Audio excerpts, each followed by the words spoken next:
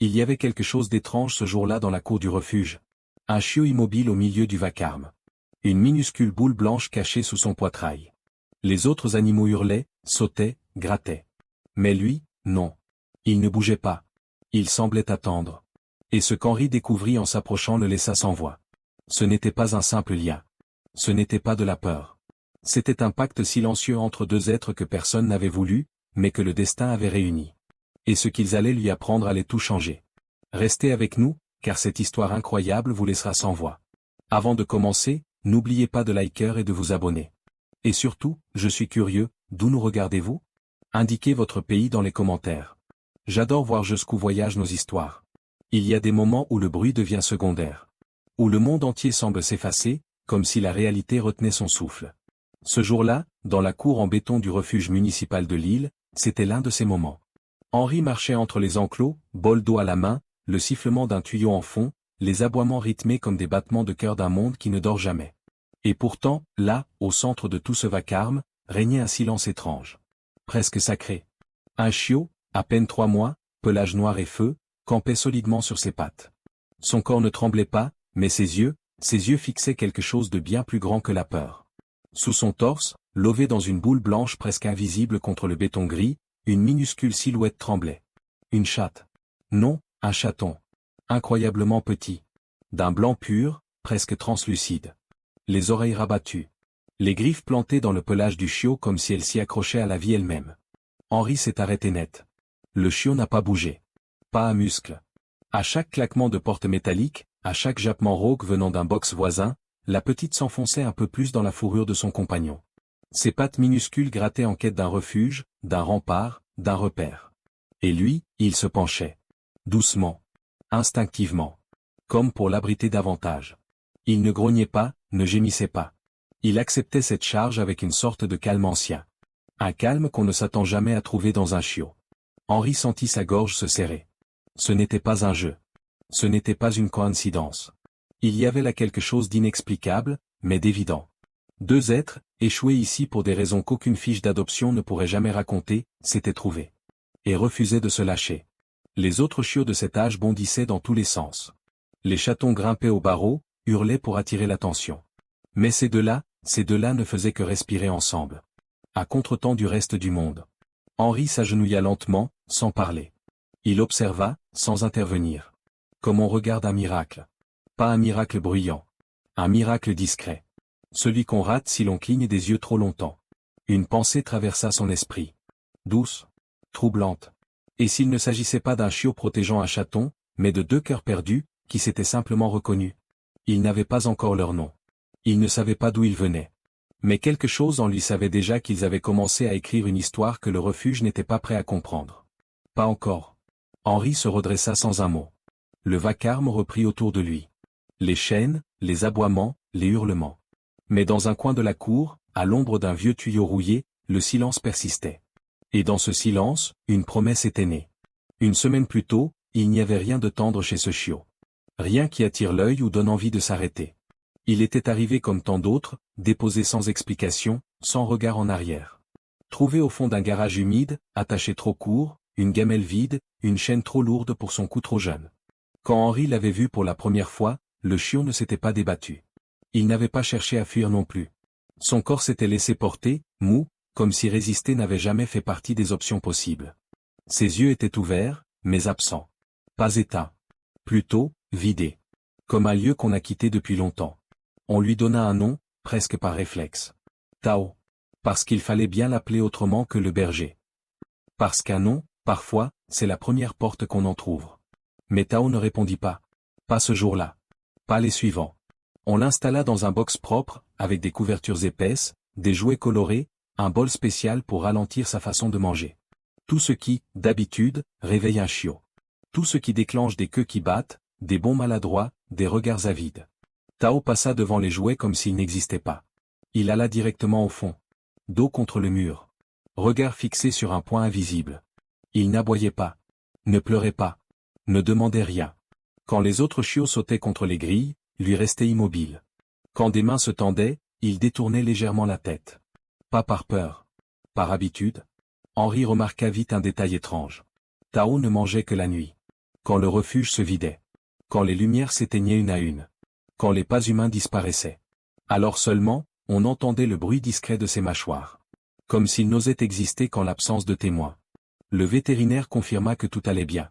Cœur solide. Poumons clairs. Articulation parfaite. Un corps sain.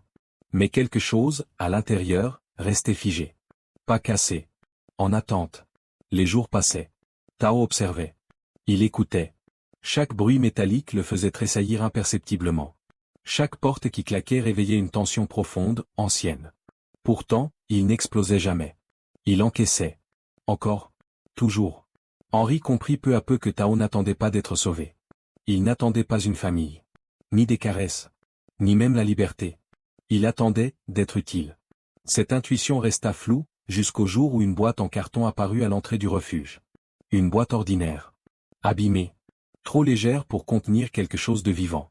Et pourtant, à l'intérieur, un souffle fragile attendait, sans le savoir, celui qui avait passé sa courte vie à apprendre à ne rien espérer. Ce jour-là, sans bruit, quelque chose changea dans l'air du refuge. Et Tao, pour la première fois, leva la tête. La boîte était à peine plus grande qu'un paquet de lessive.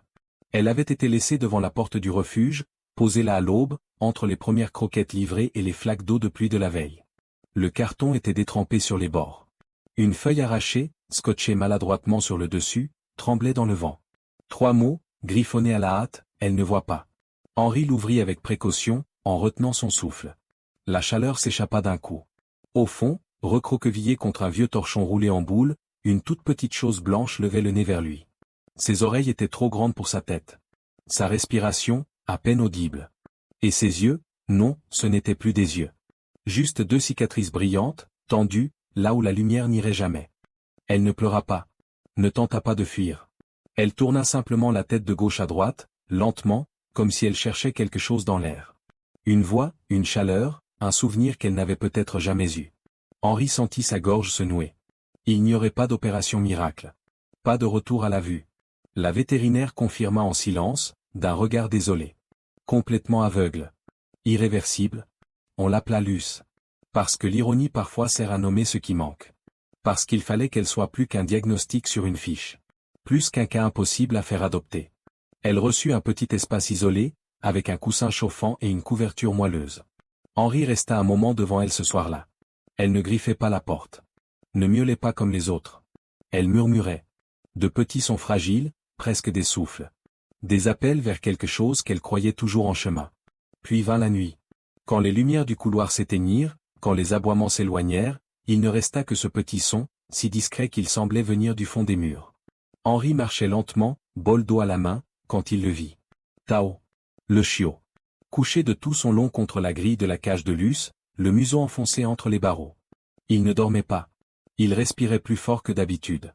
Comme s'il essayait de transmettre quelque chose, sans mots, sans gestes. À l'intérieur de la cage, une minuscule patte se tendait dans le vide. Elle tâtonnait. Raclait doucement l'air, sans trouver de réponse.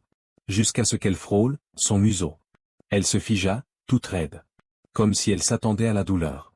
Mais Tao ne bougea pas. Il ferma les yeux. Et il resta là. La patte de Luce posée sur son nez, comme un fil tendu entre 2 abîmes. Henri ne dit rien. Il s'accroupit à mi-chemin dans le couloir, les bras ballants. Il comprit alors que leur histoire n'avait pas commencé ce matin-là dans la cour. Elle avait commencé ici. Dans ce couloir à demi éclairé. Dans le souffle partagé entre 2 âmes cabossées. Dans la décision silencieuse d'un chiot effacé, qui venait de choisir sa place dans le monde. Auprès d'un être encore plus fragile que lui. Et rien, à partir de cette nuit-là, ne serait plus jamais pareil. Ce devait être un simple week-end. Henri avait proposé de les prendre temporairement, le temps que le refuge libère de l'espace. Une solution de secours, comme il en existe tant. Mais dès qu'il referma la porte de son petit appartement, il sut que rien ne serait temporaire dans ce qu'il venait d'ouvrir. Tao s'installa sans bruit, allongé près du canapé, les pattes croisées. Il ne cherchait pas les jouets, ni les coussins, ni les coins chauds. Il cherchait elle. Toujours. Même dans ce lieu inconnu, c'était son souffle qu'il écoutait avant tout. Luce, elle, restait immobile sur sa couverture. Le silence du refuge avait été remplacé par les bruits d'un appartement vivant. Le bourdonnement grave du frigo. Les craquements dans les tuyaux. Le grincement sec d'une chaise qu'on déplace. Chaque son semblait frapper Luce comme une vague invisible. Elle sursautait. Se contractait. se repliait sur elle-même. Elle ne pouvait pas fuir. Elle ne savait pas vers où. Alors elle disparaissait. Dans son corps minuscule, dans ses pattes serrées contre son museau. Tao ne la quittait pas des yeux. Il avançait vers elle à plat ventre, lentement, comme s'il rampait dans un monde de porcelaine. Il s'arrêtait juste devant. Sans toucher. Sans brusquer. Et il respirait. Longuement. Régulièrement. Il posait son museau tout près de son visage, comme un phare posé dans la tempête. Luce ne bougeait pas tout de suite. Mais peu à peu, ses épaules minuscules se relâchaient. Ses oreilles se redressaient. Elle semblait écouter cette respiration comme on suit une ligne de vie. Henri observait en silence. 2 jours passèrent. Puis 3. Et un schéma apparut. Luce ne traversait jamais une pièce sans entendre d'abord Tao. Elle restait immobile, le museau levé, comme suspendue. Ce n'est que lorsqu'elle entendait le cliquetis de son collier, ou le frottement doux de ses griffes sur le parquet, qu'elle avançait. En ligne droite si elle le pouvait. En hésitant si elle ne pouvait pas encore le sentir. Tao, lui, s'adaptait. Il ralentissait. Il s'arrêtait. Il faisait un pas, puis attendait. Il ne se contentait plus d'exister, il guidait. Pas parce qu'on le lui avait appris. Mais parce qu'elle en avait besoin. Henri comprit ce jour-là que Tao n'était pas devenu un chien d'assistance. Il n'était pas son éducateur. Ni son maître. Il était sa direction. Il était devenu le nord de sa boussole intérieure. Et elle, sans le voir une seule fois, l'avait reconnu comme on reconnaît une évidence. Une sécurité. Une présence assez constante pour qu'on ose faire le pas suivant. Dans cet appartement modeste, entre un évier qui goûtait et un tapis trop fin, un chiot blessé et une chatonne aveugle inventaient une manière d'habiter le monde. Ensemble. À 2 voix. À 2 souffles. Et Henri, le cœur pris dans une émotion qu'il n'avait pas prévue, se demanda en silence où ce duo étrange allait bien pouvoir l'emmener. Le refuge l'avait appelé un jeudi après-midi. Voix pressée, ton enthousiaste. Henri, il y a un événement d'adoption samedi. Ce serait bien que les gens les voient en vrai, Tao et la petite. Ça toucherait peut-être plus qu'une photo. Il n'avait pas répondu tout de suite. Il regardait Tao dormir à même le tapis, Luce blottie dans le creux de son ventre. Il savait ce que ça voulait dire. Mettre leur histoire face à des regards. À des mains qui n'avaient pas encore compris. À des attentes. À des choix. Mais il avait dit oui. Par loyauté. Ou par naïveté. Le samedi matin, il installa doucement la cage de Luce sur le siège passager. Tao grimpa à l'arrière, silencieux, mais les yeux tendus vers elle. Son museau restait collé contre la grille. Il respirait fort. Comme pour la rassurer à travers l'espace. Le magasin était déjà plein. Des chiens aboyaient dans tous les coins. Des enfants couraient. Les néons agressaient. Les odeurs de croquettes, de plastique, de shampoing pour animaux flottaient partout. Luce, dans sa cage, s'était figée. D'abord en silence. Puis ses petits sons revinrent. Ses appels fins, incertains, mais urgents. Henri la posa sur une table. Tao restait assis à ses pieds, en laisse, regard fixé sur elle. Des gens s'approchèrent. Posèrent des questions. Sourirent. Touchèrent Tao. Il se laissait faire. Docile. Tendre. Mais son regard ne quittait jamais la cage. Un bénévole s'approcha et demanda s'il pouvait conduire Tao quelques mètres plus loin, vers une famille intéressée. Henri hésita. Puis accepta. Juste quelques pas. Ce fut suffisant. À peine séparé de 2 mètres, Tao tira violemment sur la laisse. Ses griffes raclèrent le sol. Un gémissement rauque, profond, déchira l'espace. Un cri de panique pure, brute. Luce hurlait aussi, un son perçant, désespéré, comme si elle tombait sans fin dans un vide invisible. Henri accourut. Tao tremblait. Il s'était couché tout contre la cage, plaquant son flanc contre le plastique, comme pour faire barrage au monde entier. Elle, à l'intérieur, se calmait lentement. Sa respiration redevenait saccadée mais régulière. Ses griffes cessaient de rayer les parois. Henri sentit les regards gênés autour de lui. Quelqu'un murmura, c'est trop. Ils sont trop dépendants. Une voix douce se pencha près de lui. Une responsable du refuge. Elle parlait bas, mais chaque mot tranchait. Tu sais comment ça se passe, Henri? Les gens adoptent un chiot comme Tao en une journée. Mais un chaton aveugle? Encore moins s'il est déjà attaché à un autre. Tu devrais envisager de les séparer. Au moins, lui, il aurait une vraie chance. Henri ne répondit pas. Il posa une main sur la cage, une autre sur la tête de Tao. Il ne savait pas encore ce qu'il allait faire. Mais au fond de lui, une certitude naissait, brutale et claire. Ce n'était pas la dépendance qui posait problème. C'était l'amour qu'on ne comprenait pas. Celui qui ne demande pas à être logique. Celui qui refuse de choisir entre être sauvé, ou sauver l'autre. Le refuge avait donné un délai. 2 jours. 48 heures pour décider. 2 petites nuits pour trancher une histoire qui, déjà, ne lui appartenait plus tout à fait.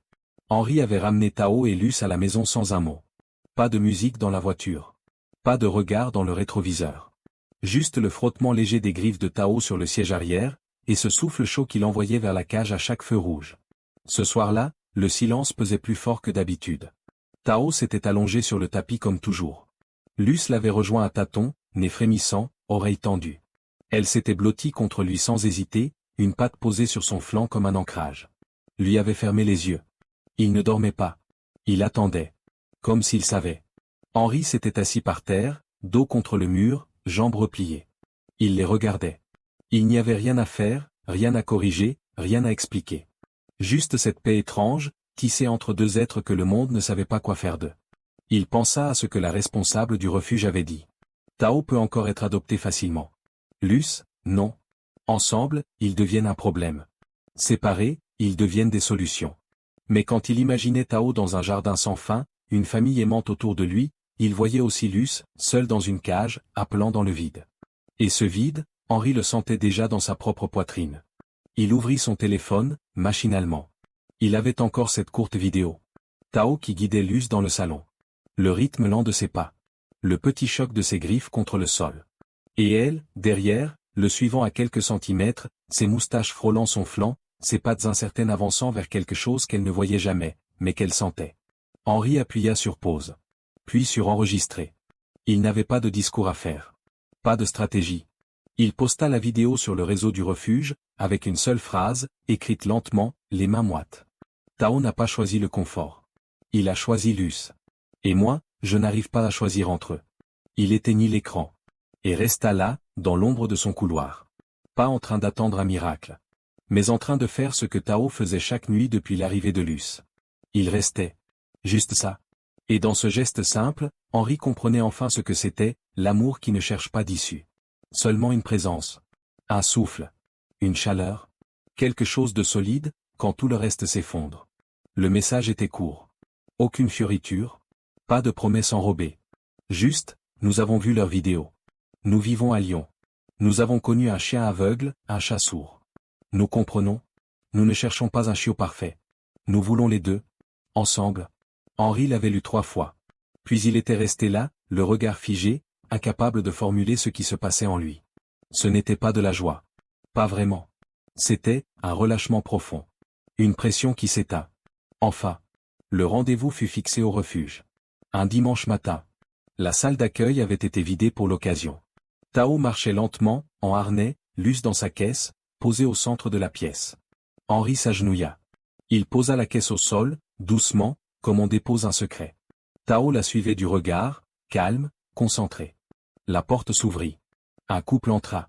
Dans leurs mains, rien d'imposant. Juste une petite clochette fixée à un fin collier de cuir. La femme s'accroupit à hauteur de Tao, sans le toucher. C'est pour lui, dit-elle doucement. Comme ça, elle saura toujours où il est. Tao ne broncha pas. Il regardait. Il sentait. Il savait. Henri ouvrit la caisse. Luce sortit lentement, chaque patte testant le sol. Elle leva le museau, sentit l'espace. Tao avança de 2 pas. Le petit bruit de la clochette vibra doucement dans la pièce. Elle tourna la tête, immédiatement. Et marcha vers ce son. Pas droit. Pas vite. Mais avec une détermination douce. Elle heurta la jambe de l'homme, se redressa, puis se laissa doucement guider par le museau de Tao. Il l'amena jusqu'au giron de la femme. Luce s'y installa, naturellement, comme si cette odeur lui était familière. Comme si cette chaleur l'attendait depuis longtemps. Henri n'avait pas bougé. Tao se retourna une dernière fois vers lui. Un regard. Pas un adieu. Pas une demande. Juste, une reconnaissance silencieuse. Comme s'il disait, tu as compris. Tu m'as écouté. La directrice du refuge tendit les papiers. Le couple signa. Henri attacha le collier à clochette autour du cou de Tao. Le son était léger, presque intime. Quand ils sortirent, la lumière du matin baignait la cour. Henri les regarda s'éloigner. Tao marchait en tête, fièrement, le pas lent, mais sûr. La clochette rythmait chaque mouvement. Luce suivait, tout près, ses moustaches effleurant l'arrière de sa patte. Ils ne regardèrent pas en arrière. Ils n'avaient pas besoin. Ils allaient vers quelque chose. Et Henri, les mains vides mais le cœur rempli d'un calme nouveau, comprit enfin ce que c'était qu'un vrai départ. Ce n'est pas un adieu. C'est la première page, d'une vie qui a enfin trouvé son sens. Le temps a passé. Henri ne sait pas combien de semaines, combien de saisons exactement. Le refuge est toujours là, bruyant, imprévisible. Les boîtes continuent d'arriver, parfois pleines d'oubli, parfois pleines d'espoir. Les chiens vont et viennent. Certains guérissent. D'autres attendent encore. Mais il y a une chose qui revient, régulièrement. Silencieusement. Des vidéos. La famille de Lyon en envoie souvent. Sans commentaires. Sans trop de mots. Juste des petits bouts de vie. Sur l'écran, Tao n'est plus vraiment un chiot. Son corps a grandi, sa poitrine est large, sa démarche posée. Mais il marche toujours, doucement. Comme s'il portait encore quelque chose de fragile. Autour de son cou, la clochette teinte, claire et fidèle. Et derrière lui, Luce. Elle avance avec assurance. Elle ne touche presque plus les murs. Elle suit le son, la cadence, l'espace qu'il lui crée. Ses moustaches frôlent parfois son flanc, juste pour vérifier. Elle connaît la maison, maintenant. Le tapis du salon, la gamelle qui ne glisse pas, le coussin près de la fenêtre qui sent la poussière et la chaleur du monde. Mais chaque fois qu'un bruit nouveau surgit, un ballon qui roule, un voisin qui éternue, elle se dirige droit vers lui. Vers Tao. Vers ce point fixe que personne d'autre ne peut incarner. Henri regarde ses vidéos dans le silence de son petit appartement. Parfois, il sourit. Parfois, il ferme les yeux, juste pour écouter la clochette. Il repense à cette nuit-là, dans le couloir. À ce moment où Luce avait quitté son coin pour avancer à tâtons vers Tao, guidé par un simple gémissement, un appel doux, régulier, comme un phare dans l'obscurité. Il s'entraînait à vivre quelque chose qu'il ne comprenait pas encore. À se dire adieu, sans jamais se quitter. Henri croyait qu'il les avait sauvés. Mais aujourd'hui, il sait. C'est leur lien, à eux, qui l'a ramené, lui, à ce qu'il avait oublié. Le silence qui console, la patience qui guérit, la fidélité qui ne demande rien. Tao n'a jamais appris à guider. Luce n'a jamais appris à suivre. Ils ont juste décidé de rester ensemble. Et cette décision-là, a tout changé. Si cette histoire vous a touché, n'oubliez pas de liker, de vous abonner, et de la partager avec quelqu'un qui comprend ce que signifie vraiment aimer sans condition.